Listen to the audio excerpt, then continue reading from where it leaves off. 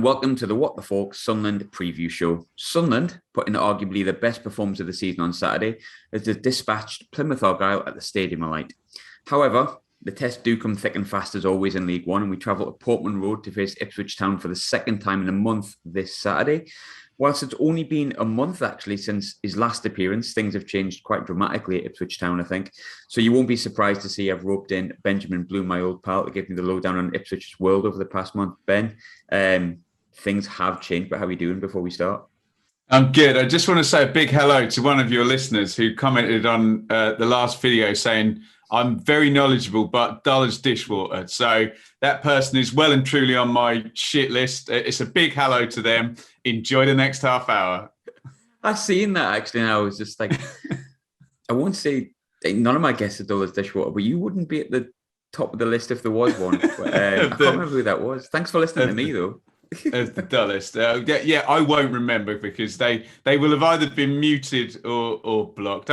I don't need that in my life, do I, Graham? There we go. But anyway, I sound really salty about that, don't I? I sound really oversensitive, but there we go. We are all oversensitive. We are podcasters with egos. At least that's what they keep telling me. Straight from the top, I can't really start anywhere else. I think we chatted at length about Paul Cook, start of November. He seemed to be coming out of a bad run of form. He said the fans kind of seemed to understand that maybe the team needed time to gel. A month later, and he's long gone. What happened to Paul Cook? Christ. I went to an Ipswich game probably, 20 years ago. And this will sound all la-di-da. I was in corporate and there was a quiz. And my mate, there's no fact that he does not know about Ipswich Town. He's an Ipswich Town Rayman. And he was able to name all the Ipswich Town managers. And I thought this was very, very impressive. But there'd only been like 10 or 12 or something in an entire century. Obviously, a couple of very long-serving ones. And now in the past few seasons, we've had Paul Hurst last 16 games and Paul Cook now last, I don't even know what it was, 2019 or something like that. What happened was, in short, he didn't meet the expectation really of this new squad, which obviously Ipswich fans are now clawing to. Football fans want to simplify everything, don't they, Graham? They're now clawing to find, maybe the squad we built it's just not as good as we thought. And I'm like, nah. It's pretty good. The squad's very good, isn't it? And lots of fans of other teams, maybe yourself, would happily swap a couple of players in for a couple of your existing players. So he didn't meet the expectation, and call me cynical.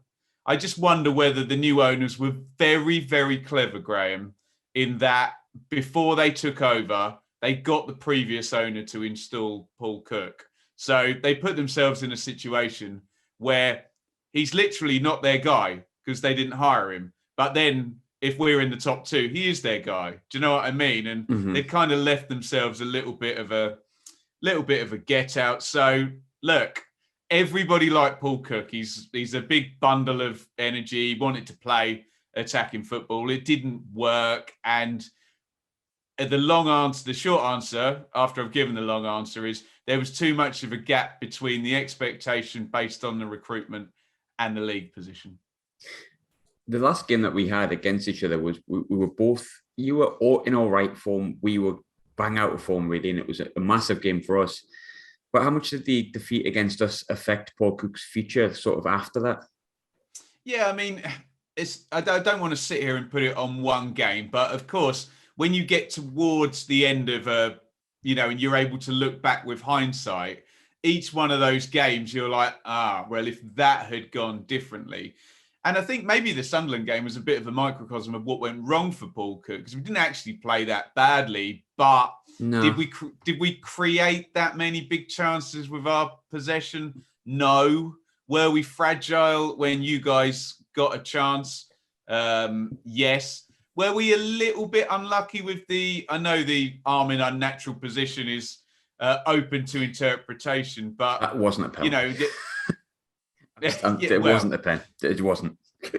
Not for me. Yeah. Uh, as I've grown up watching football, it's not a penalty. Maybe it is now, and I just have to get used to it. I always thought, Graham, that people got, if the distance of the ball was always a thing, wasn't it? But now it's not. And okay, fine. But damn well, the next time, if in this game a Sunderland player, the same thing happens, I want a penalty given against you guys. That's the thing. I looked at it, and I mean, obviously, it was the second one, so I might have won it anyway. But I was obviously in the ground with that game. I agree with that. Yeah. When it happened, everyone just went, what's he giving it for? And then afterwards, you seen it, and you're like, oh, come on. But it did feel like if Lee Johnson lost that game, that was going to go down a slippery slope, a very slippery slope. So I kind of feel like Paul Cook's the same. But I've looked at the list of favourites that you've got. Names in the hat aren't too bad. Obviously, Derek McInnes has applied for the job. It came this morning. Neil Harris is the favourite. But then it's followed by Neil Warnock, which, I mean, everyone loves Neil Warnock. John Terry, which is probably the opposite. No one likes him. And Mark Bircham. I like John Terry, I have to say. I like John Terry. I used to teach a guy. I'm going to do a clanging name drop now. I used to teach a guy piano. This is I don't know why I haven't done this story on a podcast before. This guy was actually Pablo Picasso's grandson. He was related to Pablo Picasso. Yeah, he was loaded, absolutely loaded. He lived just off the King's Road in Chelsea, just past where the shops are. And I went to teach him, and I was going to walk back to the station. I went to cross the road, and this red Range Rover, beautiful car, pulls up, stops, lets me cross the road. I give it a little wave and say thank you. John Terry driving. So my one experience of meeting John Terry, he was utterly lovely. So I'm one of the few people who likes John Terry. And obviously he was an amazing player. Wayne Bridge has got a very different opinion, I think.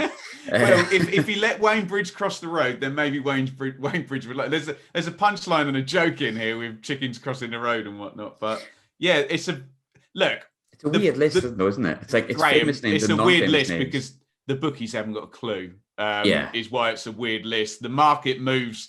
You could stick a fiver on Derek McInnes now, and his odds have probably come in by a discernible amount. Nobody knows. I've seen a name this morning, which I'll very irritatingly for your listeners tell you once you've stopped recording, but that's not on that list as well. So it might be a bit more left field and progressive than you think. And the bookies, who always have an interest in pushing the agenda, may be just directing the market. And I think the bookies are going to win out on this one, I have to say, because it might be a name that's not on the list. I seen like a list of some names that were just mental or like really bizarre, like Frank Lampard, like no offense to Ipswich or something. Turned down Palace and Norwich, yeah. Yeah, he's not coming to League One. Neil Lennon, not for me. Obvious reasons for that, but who do the fans actually want? Who's the kind of the overriding name of who people are saying actually, yeah, him?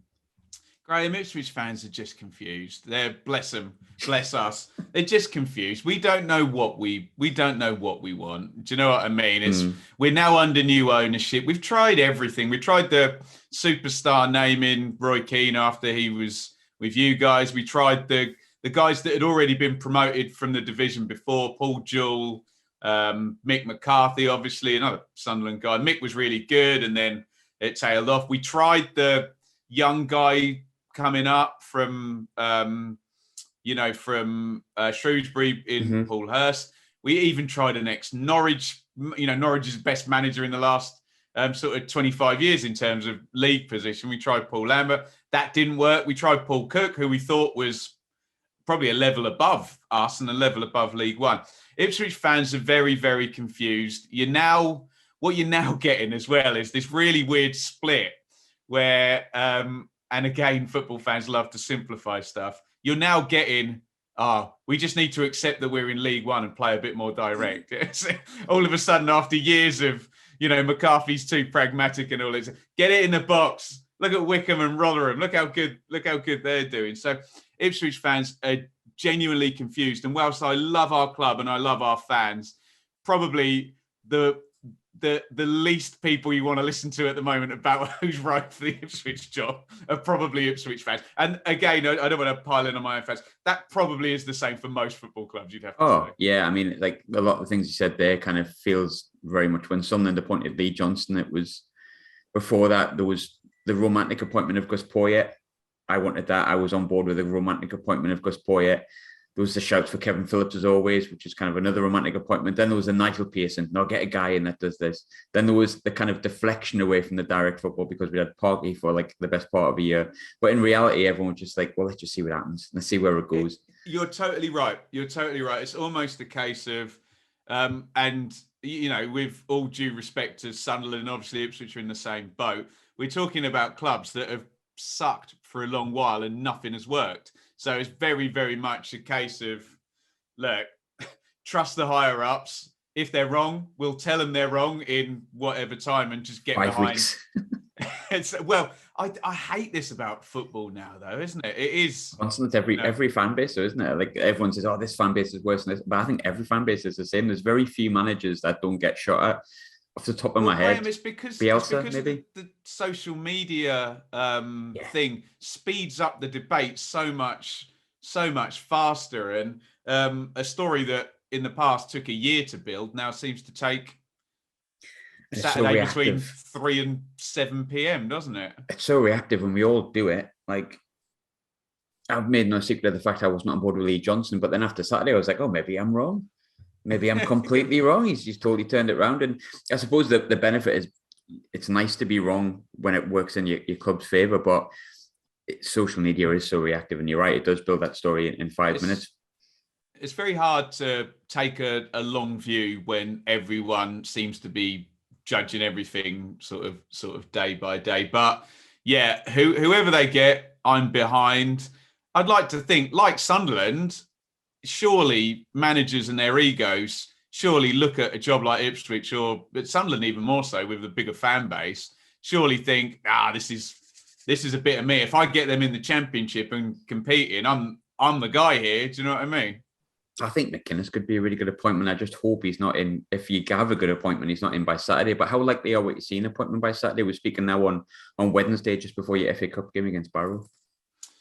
I don't know. I really, really don't know. And one thing I will say about the club, they're not very leaky at the moment, and they have been in the past. So I think we might get an announcement. I wouldn't have thought it could be on Friday, but then you're into the realms of announcing a manager just to pop a reaction and saying he's going to start on Monday, a bit like Barnsley did with Aspargi when they had Fulham away. It's like, okay, he's our new manager, but we're not gonna let him do Fulham away and lose. So he's starting on Monday. I think as well, when it comes to like appointments on a Friday, you've seen it feels like it works because you think, oh, there's the buzz. But we appointed Lee Johnson 2 hours before kickoff and got beat off bottom of the league Wigan last year. So there is the opposite sides as well. But I think you're talking to the most grumpy person in the world. I hate the new manager bounce. I think the new manager bounce is a big load of bollocks, and I think it's just a mathematical regression to the mean. But yeah, you might get a short-term kind of pop in atmosphere. In theory, it's the same players in the main being asked to do the same thing. Yeah, are you aware of the Pack Out Portman Road campaign?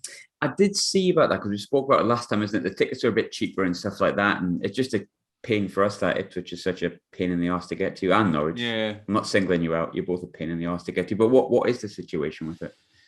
It's just it was supposed to be a cool campaign to get behind Paul Cook and the boys over the Christmas period and sell some tickets, and then of course Paul Cook gets fired, and we get into this Omicron, variant and all of that good stuff, where we think this might be the super spreader weekend and event of the season to keep everyone in their houses before Christmas. Let's not get into COVID because that'll make more than your guy that thinks I'm dull as dishwater upset. But no, there should be a real good crowd. We think high 20,000s, which given our history since we built up the 2 stands at the end of the ground. It's not been a regular occurrence there. So it could be a real good atmosphere. And yeah, maybe you're right. Maybe strategically dipping in a new manager announcement, if they've done it, might work. But for God's sake, as long as they've got the right guy and they've done the due diligence, so,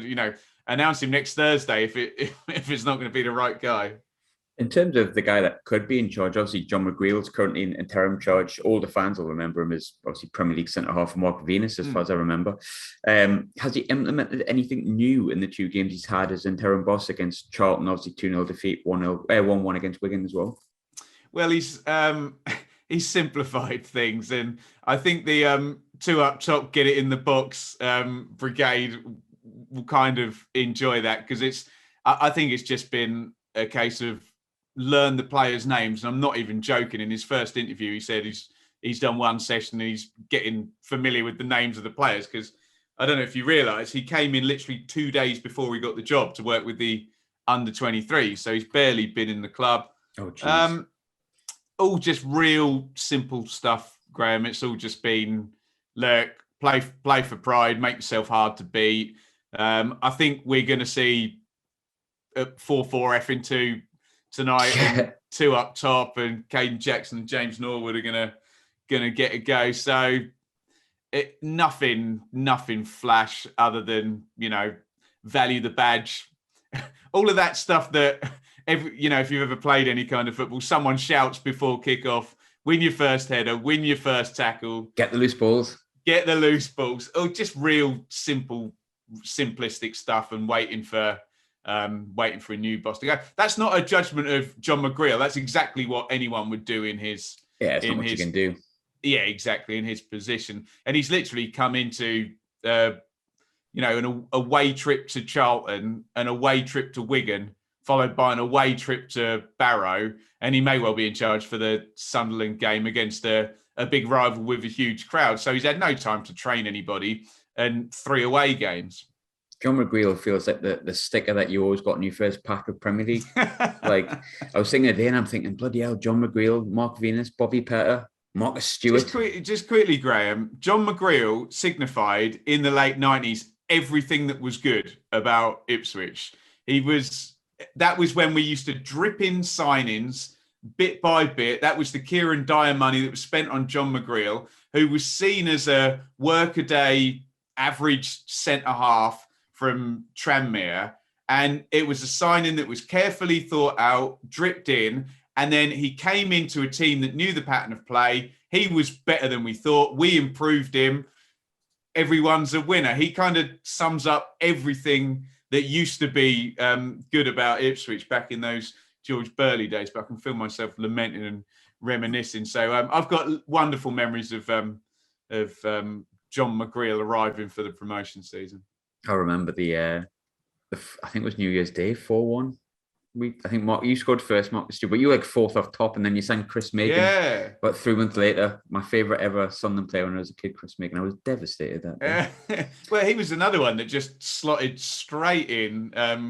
It's almost quite simple when you think about it, Graham. If you have a team that's got a well-rehearsed plan and put in players that are as good, they improve and your team improves. I mean, whoop-de-doo, we're into rocket science here, aren't we? Football is a very simple game played by idiots. Oh, yes. There's a cliche. Yes, oh, yes. In the aftermath of Cook's sack, and obviously it was after the Barrow game, which felt a bit odd, but then at the same time, I guess it makes sense. They lost 2-0 to Charlton, drew 1-1 to Wigan, as we've touched on. Bad result, followed by a good result. But you're 12th on the table. You're 9 points away from the playoffs. You're 9 points away from relegation. Are Ipswich fans thinking promotion is still a possibility, or does a lot hinder on who comes in?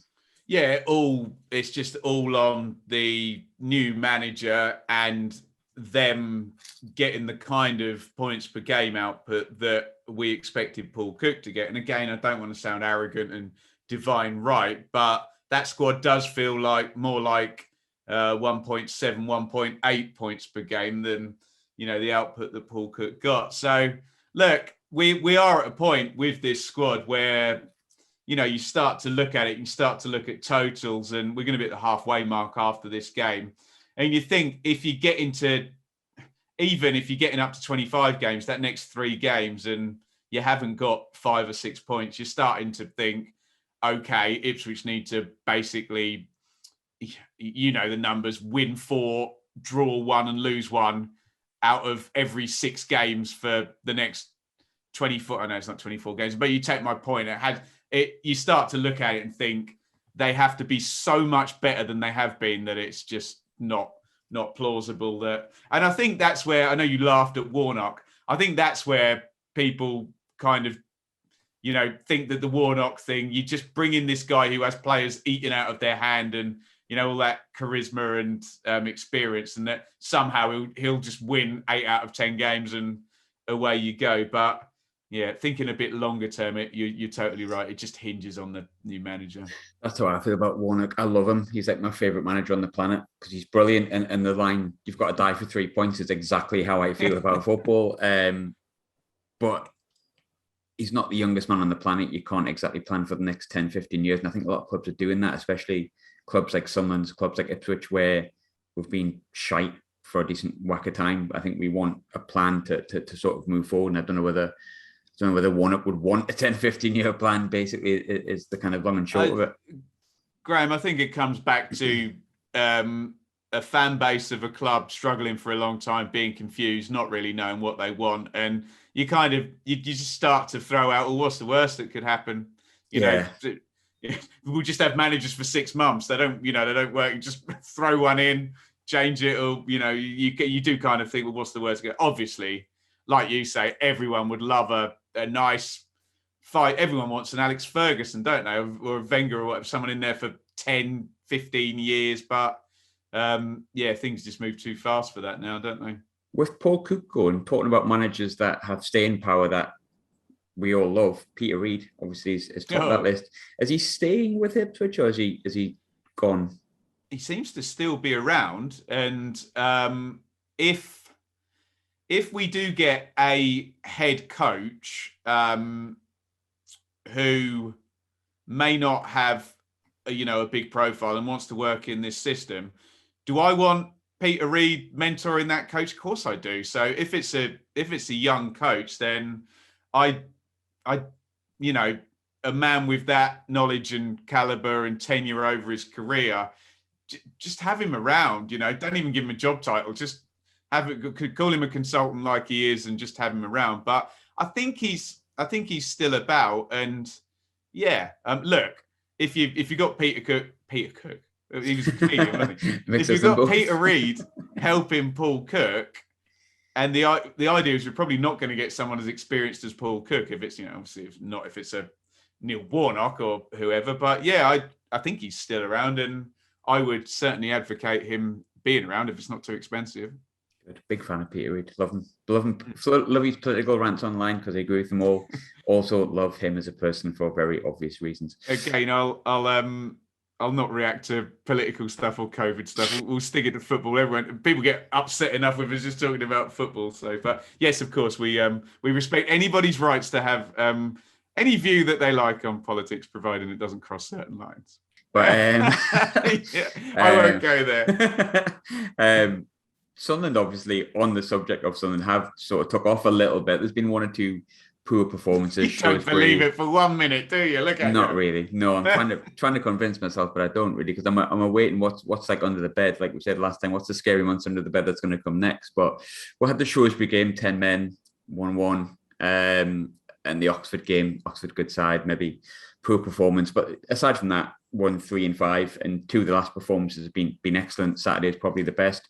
What have you made of it? Had Ryan Lowe, sorry, Graham, had Ryan Lowe gone? He'd gone prior to the game. Do you think that influenced the result? No, we were really good. We were really, really good. It was a 2-1. It could have quite easily been a 4-0, and the referee was horrendous, which I'm sure people will remember with it being just Saturday. But what have you made of the improvement of the past few weeks? When we were speaking last time, there was a lot of pressure on Lee Johnson. Seems to be less so now. I mean, you wouldn't blame me, given what's gone on at my club, for being a little bit one-eyed. So I've not really been paying attention to other clubs in that top 6, and the top 6 seems to be a fair wee mile away. Obviously, look, we got a draw at Wigan. Maybe that was a little bit of just simplify and Wigan were the better side and we equalised later in that. Sunderland level on points with Wigan. I can see that recent run is it's exactly what we described earlier, as in going back to the Ipswich game, 4 wins, 2 draws in 6th. If you take the cup game out, which I'm sure you fielded a reserve second string team in anyway. So look, it's very boring with Sunderland. You can't win, can you? Because if you're third, everyone's, it's where we expect Sunderland to be. They shouldn't be in this division in the first place. Blah, blah, blah. And if you're struggling, get a manager out, sack the board, and all of that. Lee Johnson, I think, has got quite a good record against Ipswich, actually. I remember us beating Bristol City once, but I think he'd only just arrived. And I remember him winning a couple of times at Portman Road with Bristol City, possibly the last 2. Definitely the last one against Mick he won, and the one against Paul Lambert he won as well. So I think he's won the last 2 times he's been down there as well, if that means anything. Maybe the Pack Out Portman Road campaign, Graham, is going to be the deciding factor here. But no, of course, big club, big threat, great away support, always in good form, 3rd in the league, could go top. What's not to be scared of? Prime Sunderland to mess it up, that kind of stuff, though. Yeah, there you go. I asked you this not long ago. Obviously, there's been a few more players that have came through and had really good form recently. From what you've seen, which players do you feel that could cause problems for Ipswich on Saturday? Well, Bertrand Selena has just won the League One Goal of the Month with his beautiful effort. I've seen that. But if we're simplifying and we're moving away from Paul Cook's very attacking 4-2-3-1, and wide players are going to be more midfielders than inside forwards, then perhaps Bertrand Selena, with all his silky skills and disdain is probably a strong word, but lack of enjoyment of defending, let's just say, might not be the one. So look, if we get a simplistic 4-4-2 with maybe Pigott and Bon up front, and I don't know, he could even 4-3-3 it and try and block out the central midfield and play Morsey, maybe Evans, and I don't know, Tom Carroll or Harper in there as well. We could see that sort of thing as well. It's just very much a case, though, with this holding the fort type thing. It's very much a case of just be competitive. If you can get a win, amazing, but don't embarrass yourself and don't pass it on to the next manager after losing 4-0 at home to Sunderland or whatever by trying to attack. So yeah, normal names. George Edmondson at the back, from covering Glasgow Rangers, don't you? Christian Walton's been very, very decent in goal. I think he saved us from an absolute spanking at Charlton before McGreal. Give us a great hand in our last game. Jeez, I hope he does that again. Just dropped in the corner. That was tremendous. Stop it. Since then, he's been very good. Yeah, do you know what? That probably in his town career, that's probably the one big hiccup he's made. But you are perfectly within your rights, and it's not unreasonable to point that one out. But he's generally been very good. That was poor though, wasn't it? I think we'd all admit that. By the way, you can check out an excellent interview with Christian Walton on the Blue Monday podcast, which I'm a founder of course. So yeah, I would say Bertrand Selena and Macaulay Bond's goals have dried up, as you've probably I noticed that. Yeah, realised, but I'm just not sure if it's going to be 4-4-2. I think McGreal might pass Selena on to the next manager and say, use him how you. I just say maybe like a 4-3-3, and maybe a Scott Fraser could sort of come in, the MK guy from last season. I just don't know quite how unless you stick Bond slightly off to one side, which didn't really work at QPR when he was there, and Chaplin off to the other. I don't know. It's all a bit of a mess, and nobody quite knows what to do with this squad. Hence, why we're looking for a manager. And I feel like that's going to scupper my final question, but we have to do it as always. Prediction for Saturday? I predict we won't have announced a new manager yet. I predict there will be over 27,000 people in Portman Road, and God, I don't want to do the 1-1 Sunderland no. Sunderland thing. What? Okay, let me spin back the question. You give me an argument that it's not going to be 1-1. I can't really. It's hard, isn't it? It's Yeah. hard. I think you guys would take 1-1, especially if we announce a new manager on Friday or what have you. If we win, a lot of it rides on that. If you announce a new manager or not. If you don't, I'd be annoyed if we don't pick up 3 points. If you do, I'd take the point probably.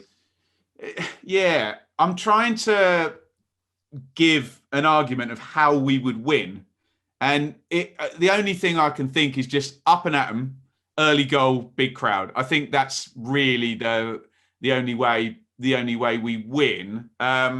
Although I think both sides are capable of not winning it, i.e., it being a draw. Can I do? Okay, then 2-2 instead of 1-1. I'll go 1-1 for you then. There you go. I'll go 1-1. Get it in there, but yeah, it just feels very, very temporary. You got Arsenal away in the EFL Cup. Yeah, we do. 8,000 down there, weren't you? But look, Graham, if you beat Doncaster and it's 4 points from those two away games, all you Sunderland fans perfectly happy with that as your 2 points per game for that. And then, God, Sunderland v Sheffield Wednesday in the third tier. How about that? Used to it. Ben, as always, thanks for joining me, mate. Hope you have a horrendous Saturday, as always. Otherwise, have to do that. Subscribe if you want, if you can. It just says subscribe. You just press the button and then you subscribe. But Ben, like I say, thanks for joining me again, mate, as always. You're very welcome. Any negative comments will trigger me in the absolutely worst. Look, I'm not letting it go. Hashtag be kind. Yeah. His face, you can't see it because we're on audio here, but he's like, Ben, shut up about the negative. You've gone too far with it. And I hope you can get to Glasgow Rangers and to Arsenal and wherever else you go. And have you started your Christmas shopping? No, quite. No, not going to respond to that. Is your missus in the background? Yeah, she might be. The answer's no. Mine's gone to Morrison's, and the answer's yes. I was planning on going Saturday, but we'll see what COVID says. Okay, interesting. Yeah, thank you for having me on.